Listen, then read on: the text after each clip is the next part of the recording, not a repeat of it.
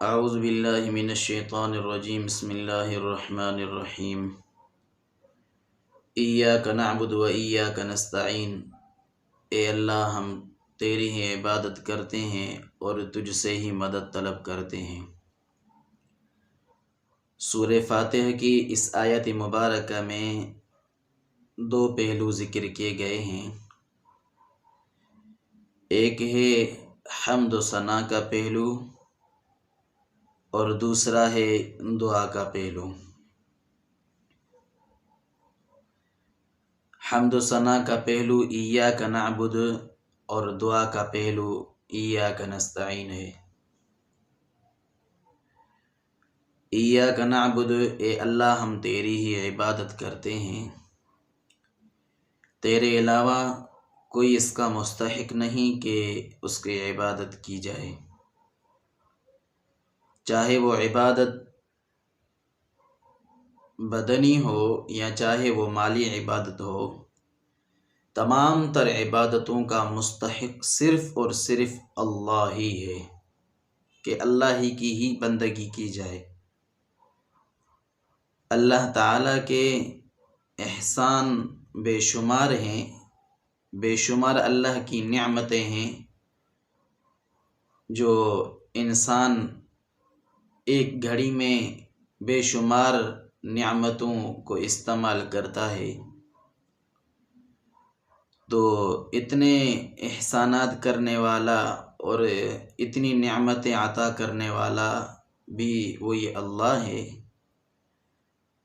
تو عقلاً بھی اس بات کا تقاضا ہے کہ عبادت صرف اور صرف اللہ ہی کی جائے، اللہ کو چھوڑ کر غیر کی عبادت بہر صورت نہ کی جائے۔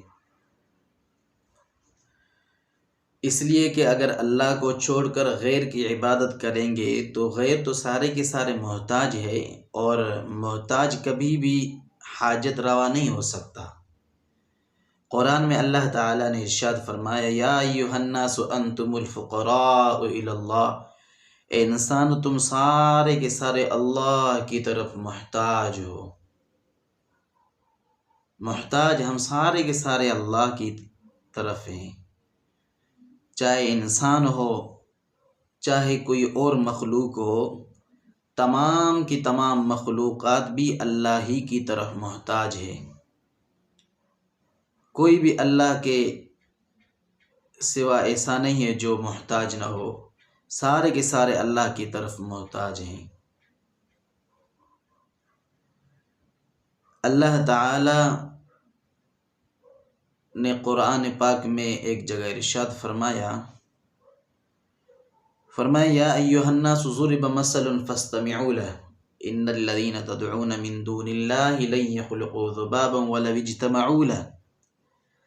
اللہ تعالیٰ فرماتے ہیں کہ اے انسانو، تمہارے لیے ایک مثال بیان کی جاتی ہے، فاستمعوا له، اسے سنو، دھیان سے سنو۔ ان الذين تدعون من دون اللہ، بے شک وہ لوگ جن کو تم پکارتے ہو اللہ کو چھوڑ کر، اللہ کو چھوڑ کر جن کو تم پکارتے ہو،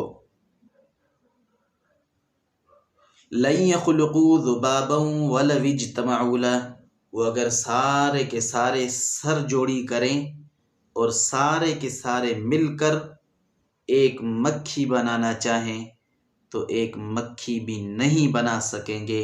لن يخلقوا، ہرگز نہیں وہ بنا سکیں گے۔ وَلَوِ اجْتَمَعُوا لَهُ، اگرچہ یہ سارے کے سارے سر جوڑی کریں اور غور فکر کریں، محنت کریں، جفا کشی کریں، ہر اپنی صلاحیت وہاں لگائیں، لیکن پھر بھی اللہ تعالیٰ فرماتے ہیں کہ لَن يَخْلُقُوا ذُبَابًا، وہ ایک مکھی بھی نہیں بنا سکیں گے۔ وَإِن يَسْلُبْهُمُ الذُّبَابُ شَيْئًا لَا يَسْتَنْقِذُوهُ مِنْهُ، اللہ تعالیٰ فرماتے ہیں کہ مکھی بنانا تو دور کی بات ہے، وہ اگر مکھی ان سے کوئی چیز چھین جائے تو وہ بھی مکھی سے واپس نہیں کرا سکتے۔ سبحان اللہ، عبادت کا مستحق صرف اور صرف اللہ ہے۔ نفع نقصان دینے والا بھی صرف اللہ ہے۔ لا کاشف لہ الا ہو، لا ناصر لہ الا ہو، لا حافظ لہ الا ہو۔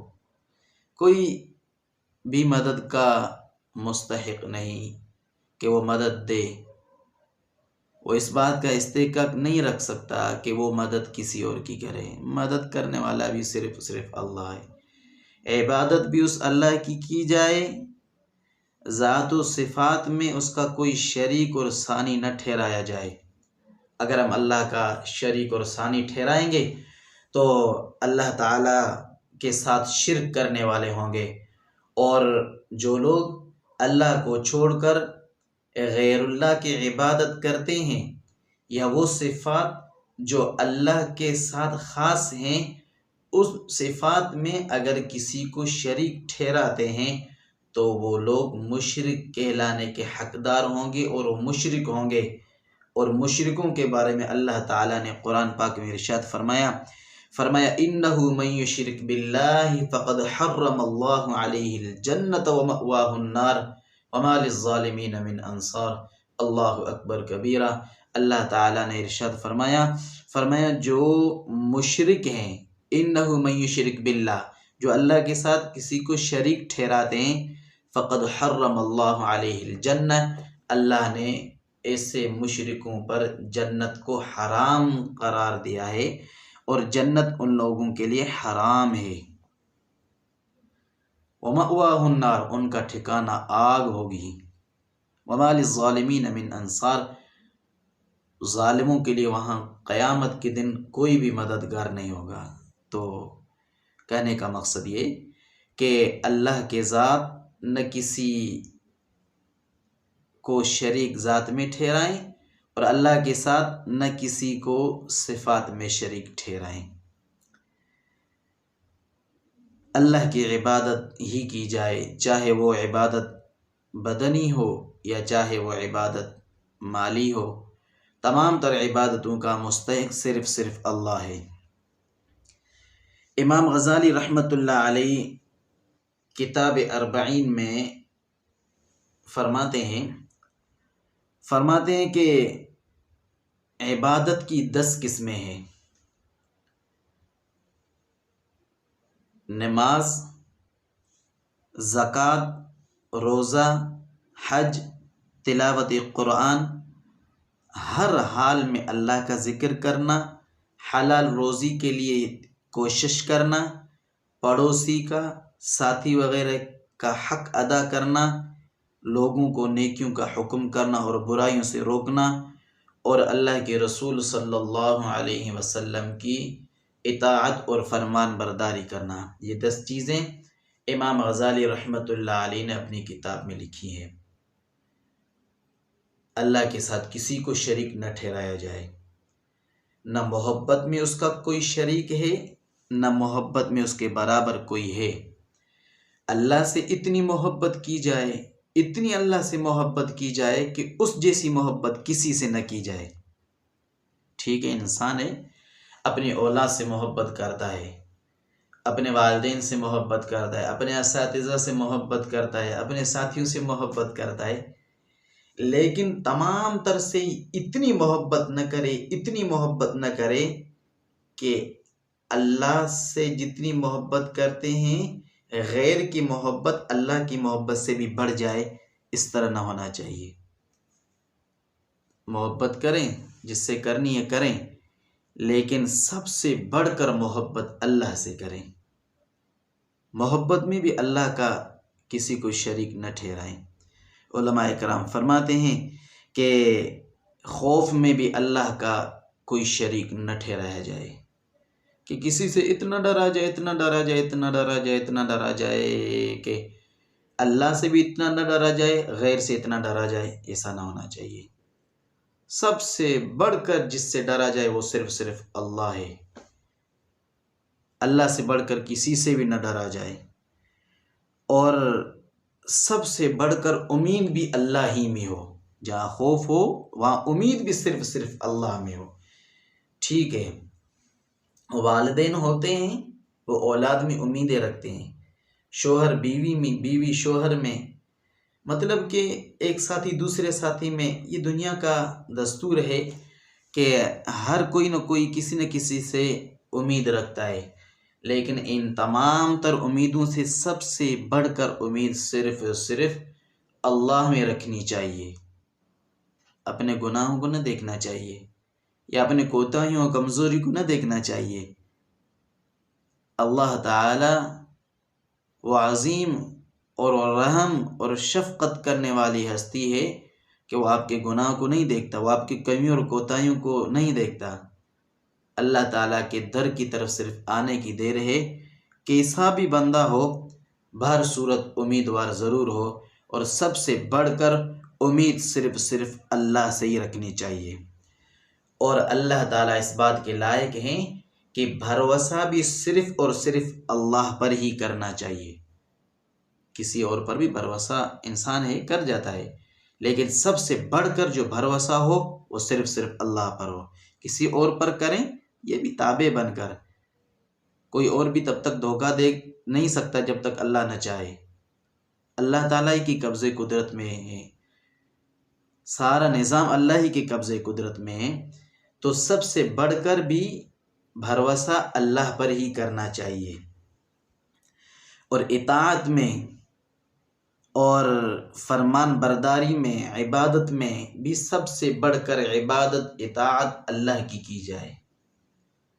سب سے بڑھ کر عبادت بھی صرف اور صرف اللہ کی جائے۔ اور اللہ تعالیٰ اس بات کے لائق ہیں کہ سب سے بڑھ کر عاجزی بھی اللہ ہی کے سامنے کرنی چاہیے۔ سب سے بڑھ کر عاجزی کا مستحق بھی اللہ ہی ہے کہ اللہ ہی کے سامنے عاجزی کی جائے۔ کسی اور کے سامنے، شاگرد استاد کے سامنے اور اولاد والدین کے سامنے عاجزی اختیار کرتا ہے، کرنی بھی چاہیے، اکڑ نہ کرنی چاہیے ان کے سامنے، لیکن سب سے بڑھ کر جو عاجزی کرنی چاہیے وہ اللہ کے سامنے کرنی چاہیے۔ جیسے رکوع ہے، سجدہ ہے، چاہے کوئی کتنی بڑی تعظیم کا حامل کیوں نہ ہو، لیکن اس کے سامنے سجدہ نہیں کرنا ہے، اس کے سامنے رکوع نہیں کرنا ہے، اس لیے کہ سب سے بڑھ کر انتہا درجے کی عاجزی جس ہستی کے سامنے کی جائے گی وہ اللہ تعالیٰ ہی ہے، کہ اللہ تعالیٰ کے سامنے ہی عاجزی کی جائے۔ یہ ہے ایاک نعبد، اور دوسرا ایاک نستعین، اے اللہ ہم تجھ سے ہی مدد طلب کرتے ہیں، اللہ کے علاوہ کوئی مدد نہیں کر سکتا۔ یہ دوست احبابوں پر ہم بھروسہ کرتے ہیں نا، یہ بس مفاد پرستی کی دوستی ہے۔ اولاد والدین کے درمیان جو تعلق ہے یہ بھی اتنا مضبوط نہیں ہے جتنا بندے اور اللہ کے درمیان تعلق مضبوط ہے۔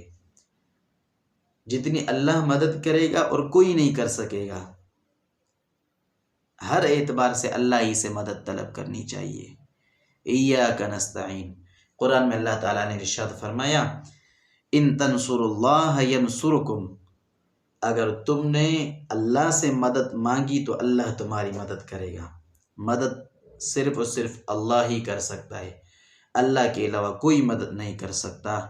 دعا ہے اللہ تعالیٰ سے کہ اللہ تعالیٰ ہمیں خالص اپنی بندگی کرنے کی اور خالص اپنے سے ہی مانگنے کی توفیق عطا فرمائے۔ السلام علیکم ورحمۃ اللہ وبرکاتہ۔